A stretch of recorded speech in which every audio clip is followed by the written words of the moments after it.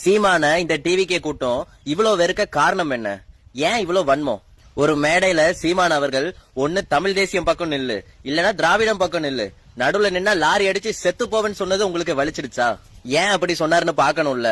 கட்சி பேரு தமிழக வெற்றி கழகம், இது தமிழ்நாடு, இங்க வாழுற மக்கள் தமிழ் மக்கள், இவங்களுக்கான அரசியல் தமிழ் தேச அரசியல். இதுல எதுக்கு அழிய போற திராவிடத்தை உள்ள தூக்கிட்டு வரேன்னு சீமான் கேக்குறாரு. இதுல தப்பு என்ன இருக்கு? தப்பு இருக்கு, உன் தலைவனோட கொள்கையில இருக்கு. திராவிடம் பேசுற விஜய் கர்நாடகால இருந்து தண்ணி திறந்து விட மாட்டிக்காங்களே, அதுக்கு பேசிருக்கணும்ல. ஏன் பேசல? நம்மெல்லாம் திராவிடர்கள், தண்ணி திறந்து விடுங்கன்னு சொல்ல வேண்டியது தானே. அவங்களும் திராவிடர்களா இருந்தா தண்ணியை திறந்து விட்டுருப்பாங்களே, ஏன் திறக்கல? அவங்க திராவிடர்களா இல்ல, கன்னடர்களா இருக்காங்க. கேரளா மக்கள் மலையாளிகள், ஆந்திரா மக்கள் தெலுங்கர்கள், கர்நாடகா மக்கள் கன்னடர்கள், ஆனா தமிழர்கள் நாங்க மட்டும் திராவிடர்களா? இயற்கையாவே கேள்வி எழும்பும்ல. தமிழ்நாட்டுல இருக்கிறவங்க மட்டும் திராவிடத்தை ஏத்துக்கணுமா? இதத்தான் சீமான் கேக்குறாரு. சீமான் நீங்க இவ்வளவு வெறுக்க காரணம் என்ன? கோடி கோடியா ஊழல் பண்ணிட்டாரா, இல்ல மலையை வெட்டி வித்தாரா, இல்ல ஒயின் ஷாப் எதுவும் நடத்தினாரா, லாட்டரி பிசினஸ் எதுவும் பண்றாரா, இல்ல பிளாக் டிக்கெட் வித்து சம்பாதிச்சாரா?